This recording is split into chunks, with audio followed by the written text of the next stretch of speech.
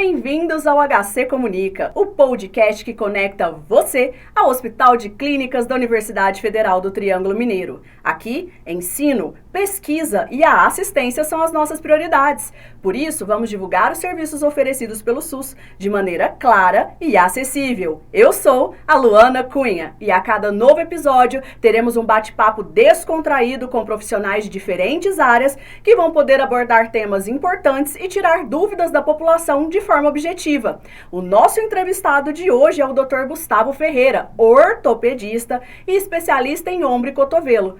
E qual é o tema? Síndrome do manguito rotador. Então, fique comigo, o bate-papo já vai começar. Dr. Gustavo, eu já falei um pouquinho sobre você para o nosso público em geral, mas eu gostaria que você mesmo se apresentasse, falasse um pouquinho para a gente como que você decidiu ser médico e depois por que você escolheu a especialidade que você tem, que é ortopedia, né, na parte de ombro e cotovelo. Bom dia a todos, meu nome é Gustavo Ferreira, né? Sou médico ortopedista formado aqui pela universidade, tive esse imenso privilégio de formar aqui, tanto na graduação de medicina quanto na residência de ortopedia e traumatologia, e depois eu fui para Santa Casa de Belo Horizonte para fazer cirurgia de ombro, né? Eu escolhi a medicina por amor mesmo, por vocação, tive uma influência familiar muito importante. E dentro da medicina eu escolhi a ortopedia pela ampla capacidade que a especialidade nos dá de ajudar o próximo. Sempre gostei muito de área cirúrgica, então é uma especialidade muito rica em cirurgias. E a gente consegue trabalhar também com a parte de esporte, reabilitação, então foi algo que sempre me atraiu muito. E dentro da ortopedia eu acabei escolhendo a cirurgia do ombro por ter sido a especialidade que eu mais me identifiquei ao longo dos 3 anos de formação em ortopedia. Então, me considero muito feliz. É isso aí, gente. Eu tô aqui com um dado, porque agora a gente vai entrar no nosso tema central aí, que fala assim, ó, gente, estudos apontam que de 14 a 21% da população geral pode apresentar dor no ombro, com maior incidência em mulheres e pessoas acima de 60 anos. E a dor no ombro, ela pode ser causada por diversas condições. E uma dessas condições, é o nosso tema central de hoje, que é a lesão, né, no manguito rotador. É isso mesmo? Eu queria que você falasse para mim o que é, né? Porque a gente que é leigo acha um termo, assim, totalmente diferente. O manguito rotador é uma estrutura, na verdade ele é um conjunto de 4 estruturas, né? São 4 unidades musculotendinosas, formadas por músculos específicos, né? O supraespinal, o infraespinal, o subescapular e o redondo menor. E esse conjunto de estruturas, ele acopla o braço ao corpo, né? A principal função dele é de acoplamento, né? De segurar o braço no lugar e de promover o movimento, principalmente quando nós fazemos movimentos acima dos 90 graus, que é acima da linha do ombro, né? Então, é uma estrutura extremamente exigida ao longo da vida, né, que nós utilizamos bastante e ao longo dos anos pode haver uma série de disfunções dessas estruturas, né, dessa estrutura aí, e gerar sintomas característicos, geralmente são característicos de algum tipo de disfunção ou lesão mesmo. E como que quem está em casa consegue identificar, perceber que tem essa síndrome? Porque eu acredito que seja algo muito característico, muito pontual. O que a pessoa, você pode falar assim para a população, se você tem isso, pode ser que você tenha a síndrome do qual a gente está falando. Certo. A síndrome, ela é caracterizada, como eu disse, por várias possíveis causas relacionadas, né? Então, por exemplo, um problema, vamos falar em problema, acho que é mais fácil das pessoas entenderem. O problema pode ser, por exemplo, um desbalanceamento da musculatura. Então, é uma musculatura que tem uma função muito importante no ombro e simplesmente por, às vezes, algum encurtamento muscular, algum encurtamento, ou um encurtamento de por exemplo, uma atividade física mal executada, um paciente que vai para uma academia e que ele fortalece mais uma parte do que a outra, isso pode gerar algumas mudanças que provocam dor, né? Pode ser, às vezes, tem estruturas muito próximas do manguito rotador, por exemplo, um outro tendão muito importante, que é a cabeça longa do bíceps, que está com uma proximidade muito grande e às vezes pode ter uma tendinite ali que pode simular algum sintoma relacionado à síndrome do manguito. E principalmente após os 40 anos, lembrando que é uma estrutura que a gente vai usando ao longo da vida, essa estrutura ela vai sofrendo um certo desgaste, e esse desgaste não é só pelo uso, é por questões genéticas, por questões constitucionais do próprio paciente. Imagina como se fosse uma camiseta que você usa ao longo da vida, mas que você nunca troca. Então essa camiseta ela vai sofrendo ali um envelhecimento natural, o próprio envelhecimento, né?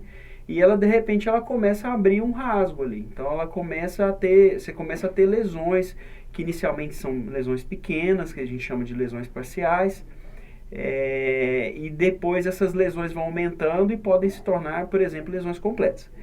Em relação ao que você perguntou de sintoma, a característica principal assim, da dor do manguito que a gente fala, é uma dor que geralmente ela é noturna. Na verdade ela não é noturna, ela é quando você deita, por uma questão biomecânica. Porque o manguito, ele, assim como a gravidade, quando você está em pé, o manguito puxa o braço para baixo. E quando você deita, você perde a ação da gravidade, e o manguito, que deveria estar tracionando esse braço para baixo, ele não tem tanta essa capacidade, e o espaço entre os ossos ele começa a diminuir, o que gera dor. Então, na verdade, é uma dor que acontece nessa região do ombro, né? Principalmente na que a gente chama de região anterolateral, um pouco na lateral, muitas vezes não dói só no ombro, ou não dói, às vezes o ombro dói, na verdade, o paciente chega e fala, estou com uma dor aqui no meio do braço, né? E essa dor pode irradiar, ela pode irradiar para a região cervical, para o pescoço, para a região mais de trás do ombro, para a região da pá ali, que a gente chama da região escapular, de trapézio e romboides. Então, e uma dor que piora ao elevar o braço também. Então, quando você faz movimento tipo estender roupa no varal, movimentos, coisas simples do dia a dia, o paciente fica debilitado com situações às vezes bem simples. Acho que agora já tem muita gente que está se identificando, né? O Dr. Gustavo estava falando aqui e eu estava pensando num colega de trabalho que chegou falando para mim, Luana, eu tô com uma dor no ombro que tá puxando pro braço. Eu falei, gente, será que ele tá com isso? A gente já vai indicar uma consulta agora para ele, né? E eu queria saber, assim, você citou a questão de fazer exercício de maneira errada, às vezes executar de maneira errada, às vezes sem um acompanhamento profissional ou forçar mais um lado do que o outro. Essa é uma das causas desse problema. Então, assim, eu vou te perguntar, isso é mais comum em atletas ou pode atingir qualquer pessoa? Pode atingir qualquer pessoa. Só que as lesões propriamente ditas do manguito, quando você olha o exame lá, o padrão ouro que nós utilizamos, nós sempre pedimos ressonância para ver a parte óssea, a radiografia, que é a chapa, né, para ver a parte óssea, e o exame padrão ouro para avaliar a parte de tendão mesmo, de musculatura, é a ressonância magnética, né? Então nós começamos a avaliar, a verificar a ocorrência realmente de lesões a partir ali dos 40 anos de idade. Geralmente o paciente abaixo dos 40 anos, ele não tem uma rotura do manguito, é mais raro. Mas assim, pode haver alguma disfunção mesmo, né? E a gente observa que com o aumento da idade, aumenta-se a incidência. Porque quando você tem o paciente mais jovem, ele muito provavelmente não vai ter lesão propriamente dita, ele tem alguma disfunção. À medida que você envelhece, além das lesões que vão aparecendo pelo próprio envelhecimento, você pode ter disfunção. E tendo lesão, a probabilidade de você desenvolver uma disfunção, ela é bem maior, né? Então aumenta-se com a idade. Agora, não necessariamente o paciente que tem lesão, às vezes um paciente que não tem sintoma, você vai lá, faz o exame de imagem e a lesão está lá. Então, na verdade, é uma correlação clínico-radiológica. Então, o paciente tem que ter o sintoma da lesão e tem que ter a lesão lá, para a gente desenvolver o que nós vamos optar como forma de tratamento.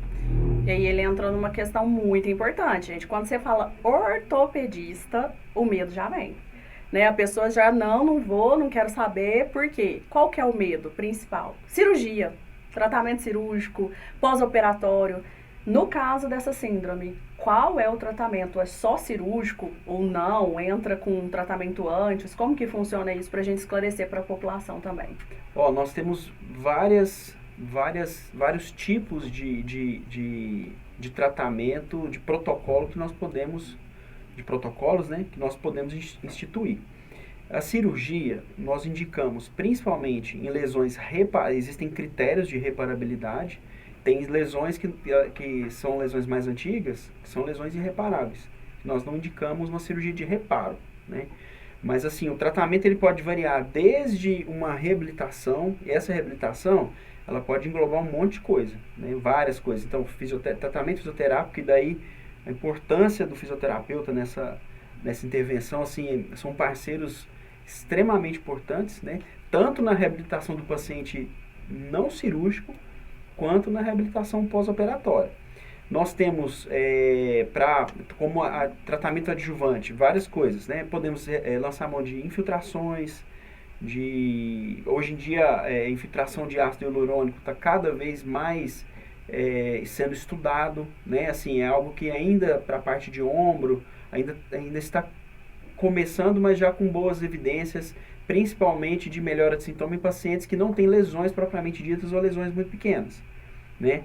Você pode lançar a mão de terapia por onda de choque, que é uma terapia que nós chamamos de ortotripsia, que é um aparelho que é como se fosse aquele aparelho de quebrar pedra dos rins, que vai promover ali ondas mecânicas que vão provocar aquele tecido a ter uma regeneração, mas também em casos muito bem indicados, né? Nós temos outra questão que podemos associar, a questão de tratamento com acupuntura. A acupuntura ajuda muito na modulação de dor, né? Aí a gente pode lançar a mão de pilates, aquele paciente que a gente vê que tem uma condição ele tem uma dor que não é tão importante, que o impeça de fazer uma atividade física um pouco mais, que trabalha mais alongamento, que já faz uma parte de fortalecimento muscular mais direcionada.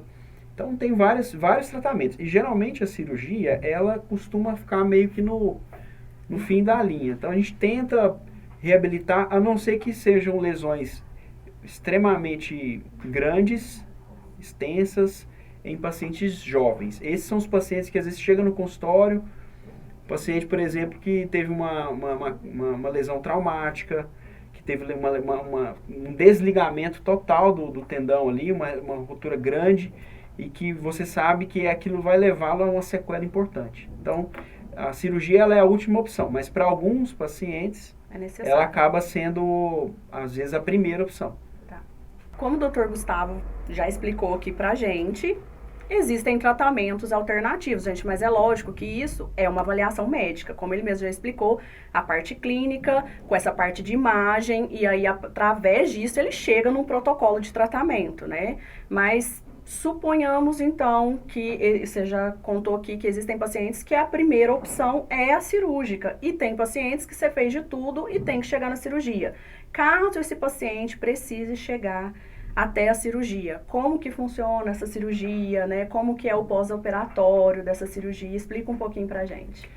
Essa cirurgia, vamos considerar uma lesão reparável, né? Porque para lesões irreparáveis, aí nós entramos num outro capítulo. Pode ser uma transferência muscular, músculo-tendinosa, pode ser uma prótese, que eu acho que são casos mais complexos. Mas vamos pensar numa lesão reparável, né? Hoje, o padrão ouro que nós temos aí é a cirurgia vídeo-artroscópica. Então, agora no HC, o FTM, desde o ano passado, a gente já... Na verdade, já tem uns 2 anos que nós começamos com um projeto, 2 a 3 anos. Começamos com um projeto de implementar, né? E há algum tempo a gente já tem realizado essas cirurgias. Então, são cirurgias feitas com anestesia geral. Né? Esse paciente, antes quando é feita a indicação cirúrgica, ele tem que passar por uma avaliação. Então, existe todo um protocolo de cirurgia segura. Então, tem pacientes que vão passar por cardiologista e anestesista, né? Para fazer uma avaliação pré-operatória completa. Pro anestesista, todos vão passar pelo anestesista. Pelo cardiologista, vai depender da idade, de comorbidades. Às vezes não é necessário, né? E aí, por anestesia geral, esse paciente, é aquela cirurgia dos furinhos, então a gente não faz aqueles cortes grandes mais. Nós fazemos pequenos furinhos que nós chamamos de portais, e é utilizado uma câmera que tem uma precisão e uma capacidade de aumento ali das estruturas muito grande, uma câmera de alta resolução, e nós fazemos todo o preparo dessa articulação. Então a gente faz um desbridamento das estruturas que não estão tão viáveis. Nós fazemos um preparo ali do leito ósseo, porque o tendão ele desinsere do próprio osso. Ele funciona como se fosse um cabo de aço, né? E ele faz a conexão entre o músculo e o osso do braço. Então, quando ele solta, fica alguns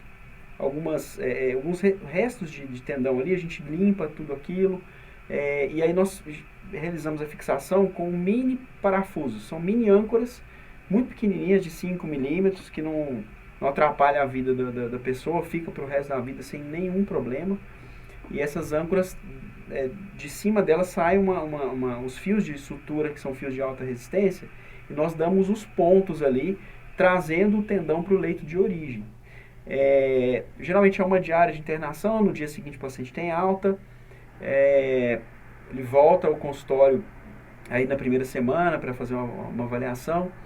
Ele usa a tipóia, que é aquele dispositivo de tecido, por cerca de 4 semanas. Em alguns casos, lesões maiores, a gente pode estender um pouquinho mais. Depois de 45 dias, começa o tratamento propriamente dito de fisioterapia.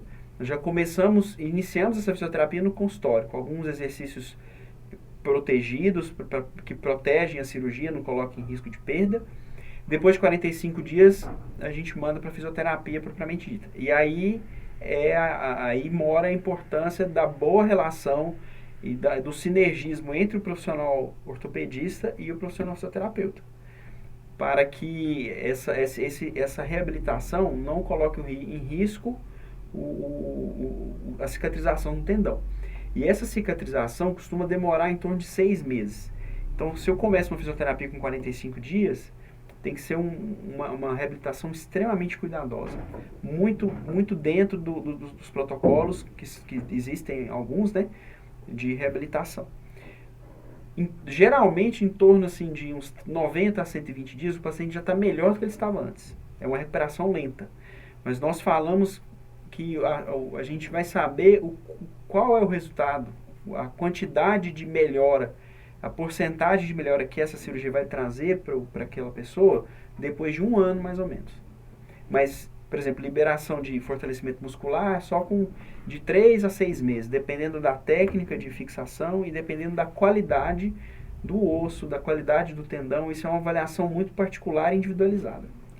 Eu sei que vai surgir essa dúvida, né, gente? Como o Dr. Gustavo já citou aqui a questão de atletas, né, de pessoas que praticam esporte, eu sei que vão surgir 2 dúvidas que vieram na minha mente. A primeira, que a gente escuta muito, é: em caso de cirurgia ortopédica, o quanto essa parte do sucesso depende do paciente, né, do pós-operatório, do que ele vai fazer da maneira correta, que está sendo indicada, e depois de quanto tempo ele poderia...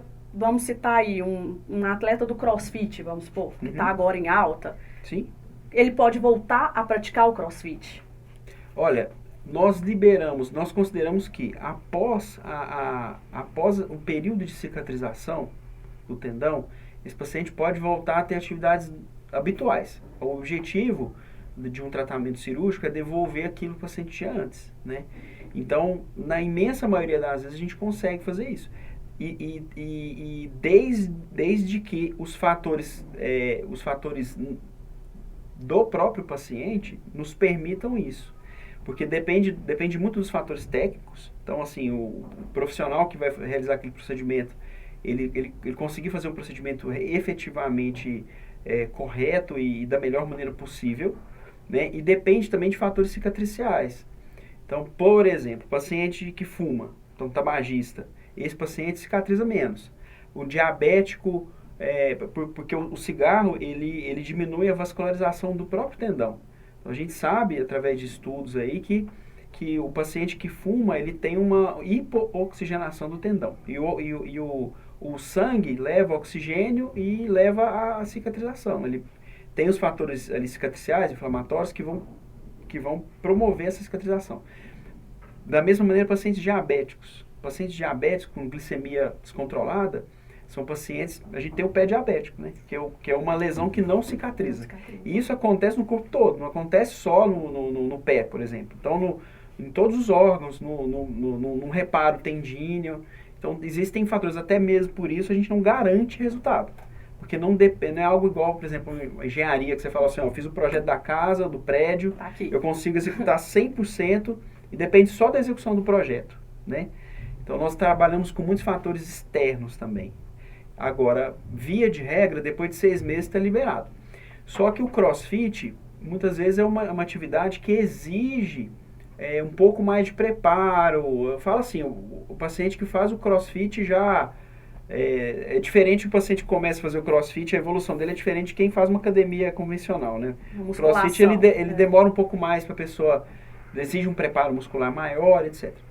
Então, às vezes, logo após os 6 meses, às vezes eu vou entrar no Pilates primeiro, para ir pegando condicionamento físico, ou às vezes faz uns treinos de CrossFit mais adaptados ali, até porque tem dor ainda, né? O resultado final da cirurgia com 1 ano. Então, vai ser um paciente que vai estar sintomático ainda, né?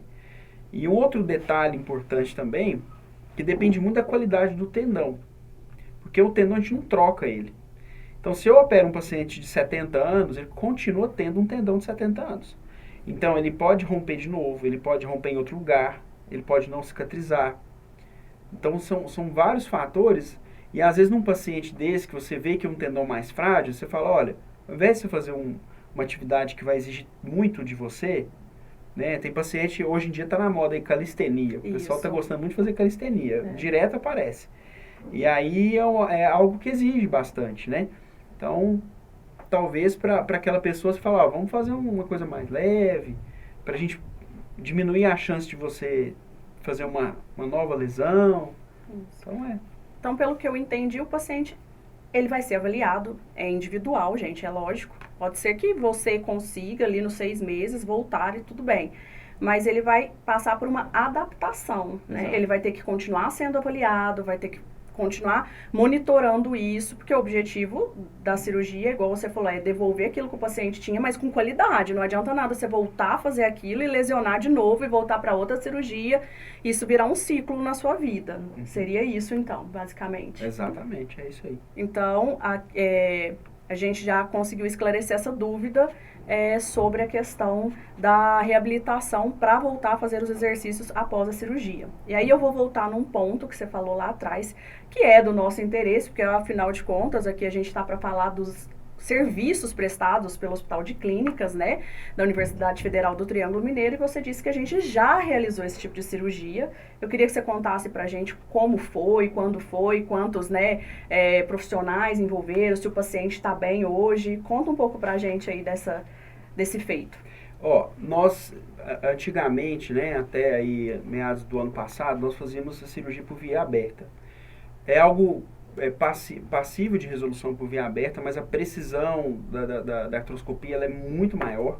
Nós temos uma cirurgia minimamente invasiva, que nós conseguimos resolver muito mais problemas de uma maneira muito mais assertiva. Tanto que o pós-operatório, o tempo de recuperação de uma cirurgia de vídeo por vídeo, dessa por vídeo, é em torno de 1 ano, a gente fala, né? Mas se você fizer por via aberta é 2 anos. Então isso gera maior custo de consultas ambulatoriais, de fisioterapia. Então com essa tecnologia, que não é uma tecnologia nova, é uma tecnologia amplamente difundida já na nossa especialidade de ombro, né? Ela foi extremamente bem-vinda. Nós tivemos um grande investimento por parte do hospital, foi uma equipe multidisciplinar que se empenhou nesse projeto, então envolveu coordenação de enfermagem, pessoal do setor de OPME, a coordenação da ortopedia, tanto da parte de enfermagem quanto da parte médica, né? Houve um alinhamento com a equipe de anestesiologia. Então, todos os setores, esse setor de fisioterapia, que envolve desde a entrada do paciente no hospital até a saída, mas a saída que eu falo é a saída lá depois de um ano, né? Porque é um acompanhamento seriado que a gente faz, né? E é uma cirurgia que hoje nós temos feito aí, a gente geralmente de 1 a 2 por semana, porque na nossa especialidade são 2 profissionais que fazem, certo, né? Tem eu e tem o Dr. Daniel, somos os cirurgiões que fazem esse tipo de cirurgia no HCUFTM. Então nós temos aí, tendo a demanda, e é importante divulgar isso para a população, que se o paciente chegar até nós, certamente ele vai receber o tratamento padrão ouro preconizado na especialidade. Então hoje nós temos total condição de fazer isso no nosso hospital com a mesma qualidade que é feita nos hospitais particulares, nos convênios de saúde. Então hoje é uma satisfação imensa a diretoria ter se sensibilizado e ter proporcionado isso para nós e para os beneficiários do SUS. É isso aí, gente. Porque o HC é 100% SUS, né? Muita gente sabe, mas, gente, direto tem golpe, então vale relembrar aí. Aqui não tem nada que seja cobrado aqui dentro do HC. Isso. E aí eu vou entrar assim, e para aquele paciente que está ali e fala, ai, nossa, eu podia tanto ser atendido lá. Vai surgir a dúvida com certeza. Como que ele faz para ter acesso a esse tipo de serviço? Ele passa por algum ambulatório, ele tem que ir em algum lugar? Porque, logicamente, não necessariamente ele tem isso. Vocês vão avaliar aqui dentro. Às vezes é outro tratamento que também pode ser oferecido aqui dentro, tá, gente? Mas como que ele tem esse acesso para chegar até vocês?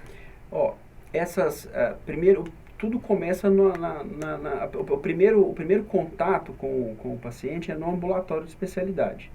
Então, nós temos os ambulatórios de todas as especialidades ortopédicas no Maria da Glória, né? Só que é um ambulatório referenciado. Então, assim, o paciente não consegue chegar lá e marcar uma consulta por livre demanda. Isso é uma questão bem definida pela Secretaria de Saúde. Então, assim, as nossas vagas não são nossas, elas são da Secretaria de Saúde. Então, existe um sistema de regulação dessas vagas, porque nós não atendemos também pacientes só de Uberaba. Tem muitos municípios que mandam pacientes para nós, né? Vários municípios, né? Os quais a Uberaba é o centro de referência. Então, existem as vagas e a Secretaria de Saúde que controla essa fila. Então, a porta de entrada do paciente daqui de Uberaba é o posto de saúde. Então, ele vai lá manifestar a queixa, né? Existem postos de saúde em Uberaba que tem atendimento ortopédico. Então, um deles aí que eu sei de cabeça é o São Cristóvão. Então, ele vai lá ser atendido por um ortopedista. Não necessariamente vai ser um ortopedista da especialidade. E esse ortopedista, entendendo que que a pessoa precisa ser referenciada para um serviço de especialidade, ela vai referenciar e vai colocar lá no que a gente chama de fila eletrônica, que é algo que todo mundo já conhece. E aí, mediante ao andamento dessa fila, chega para nós. Chegando para nós, vamos supor que é um caso cirúrgico. Nós identificamos, pedimos os exames, avaliamos. Dentro do HC, nós fazemos todos os tipos de exames necessários para a gente tomar essa decisão, né, de cirurgia ou de não cirurgia. E aí esse paciente, depois a gente vai emitir uma guia, e essa guia vai ser transmitida ao hospital, vai ser cadastrada no hospital, ele vai passar pelas avaliações pré-operatórias, como a gente tinha falado, de anestesista e de cardiologia, e na maioria dos casos. E aí ele também entra numa outra fila, que é a fila de execução. Existem critérios de triagem, tá, gente? Não basta só você ir lá no posto e ter indicação e vir. Muitas vezes a gente tem as coisas que são eletivas e as urgências que chegam aqui, não só para os ortopedistas, como para os demais especialistas que tem dentro do hospital. Uhum. Então, não depende totalmente do Dr. Gustavo virar e falar, eu vou te atender nesse momento, porque a gente tem um sistema que vai caminhar para te levar até o ato cirúrgico, caso você venha precisar. Nós temos feito muitos mutirões também, né? De consultas, mutirões de cirurgias. Então, assim, quando o hospital vê que essa demanda aumenta, ele chama os profissionais e fala, ó, a gente precisa atender o povo, e aí, vamos marcar um dia aqui para a gente fazer os atendimentos, se tem cirurgia represada, a gente marca um dia para fazer um tanto, se tem consultas represadas, a gente marca um mutirão de consultas, né? Vamos falar um pouquinho antes da gente encerrar. A gente já falou de tratamento, já falou da lesão em si, já falou o que é a síndrome, já falou que aqui no HC a gente oferece esse serviço, já falou da importância dos fisioterapeutas, né? Vamos falar então, existe um método, um meio de prevenção para não chegar a ponto de ter essa síndrome ou de chegar ao ponto de ter qualquer tipo de lesão de ombro mais séria? Os estudos mostram que a maior prevenção que existe, cuidar bem da saúde, fazer atividade física regular.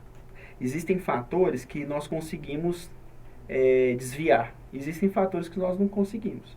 Então, por exemplo, o fator idade, que ele é o envelhecimento, a gente envelhece por dentro e por fora, esse infelizmente é um fator é o fator inevitável. Então, nós vamos pegando assim, imagina que você tem um pote, você vai jogando, ó, tem um fator aqui para corrigir lesão, aí tem um outro, aí você não faz exercício regular, aí você fuma, aí você não cuida da saúde, você fica obeso, fica diabético. Então, a principal questão preventiva é o preparo físico, né, evitar assim, você vai fazer um esporte, você fazer um esporte que envolva academia, crossfit, pilates, sempre com orientação de um profissional habilitado, porque é muito fácil ter lesão. Então, assim, toda semana aparece um lá que teve alguma lesão por algum exercício que não sabe executar direito. E o ombro, ele tem uma peculiaridade. Se você for comparar com todas as outras articulações, ele é a articulação que tem maior movimento do corpo humano. Então, ele consegue alcançar qualquer objeto dentro dos 360 graus de uma esfera. E isso tem um custo muito alto, porque ele é uma articulação que tem uma mobilidade muito grande, e para essa articulação se manter no lugar, ela depende de muitos fatores, como um bom funcionamento do manguito rotador, que simplesmente musculatura, tecidos moles, que dependem de um bom condicionamento. Então, esse condicionamento, essas atividades físicas regulares e orientadas, eu acho que é o mais importante, assim, e levar uma vida saudável. Aí você vai ganhar em tudo, né? Na parte cardiovascular, na parte de estresse. Eu acho que vai surgir uma dúvida aqui, gente, antes de eu deixar o Dr. Gustavo à vontade para dar algum recado para vocês. Na questão de prevenção, essa parte de suplementação, existe algum suplemento? Eu digo até, porque a gente sabe, por exemplo, que existem colágenos ósseos, para a parte óssea, que é diferente do da pele, tá, gente? Uhum. Existe alguma coisa que a pessoa possa tomar também para ajudar esse fortalecimento? Olha, quando a gente fala de suplementação, tem muita suplementação, assim, por exemplo, o paciente fica mais velho, aí tem a questão da perda da progressiva da massa muscular, a sarcopenia. Então, existem suplementos que ajudam muito nisso, né?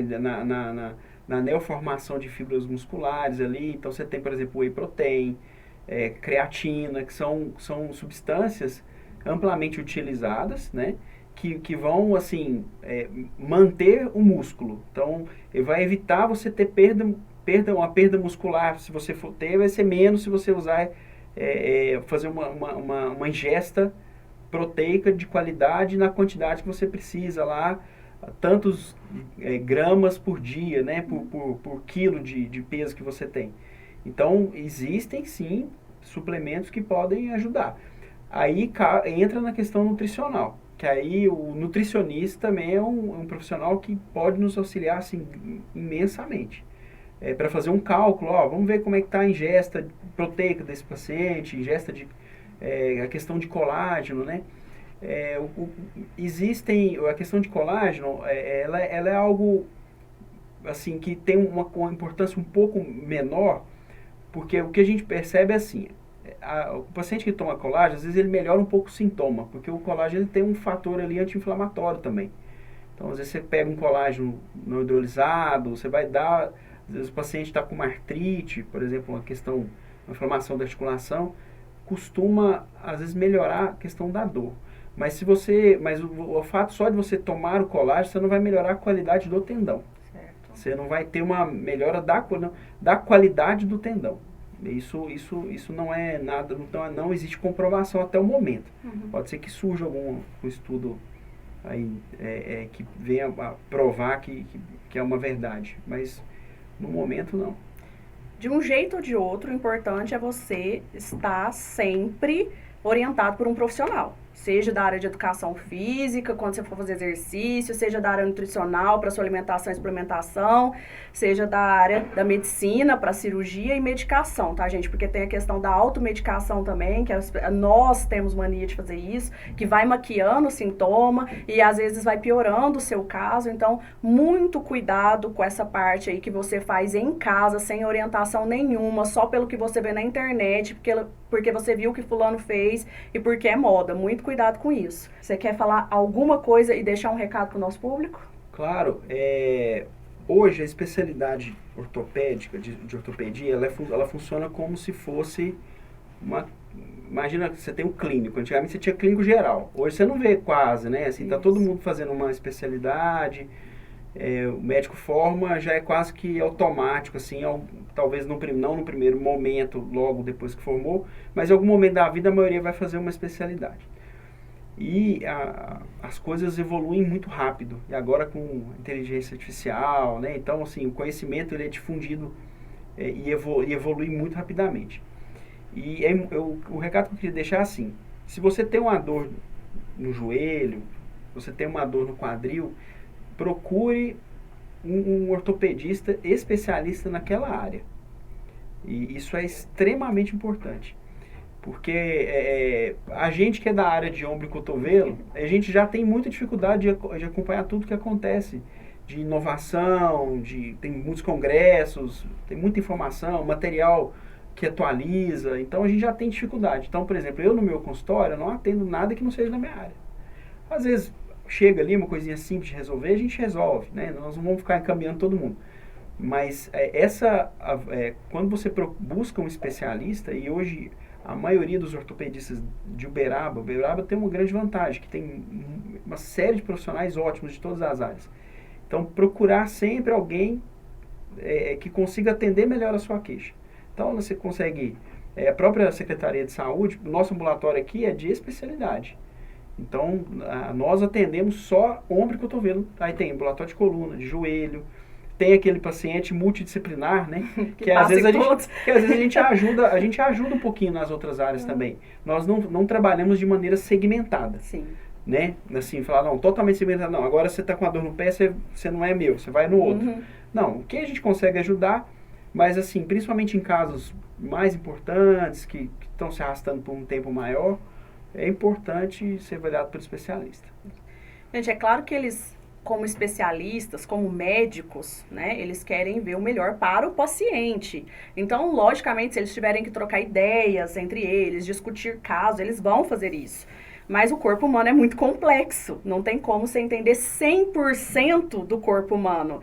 Então, claro que isso é muito evidente, que se for uma coisa muito específica, o ideal é que você vá em alguém que estudou especificamente para aquele caso.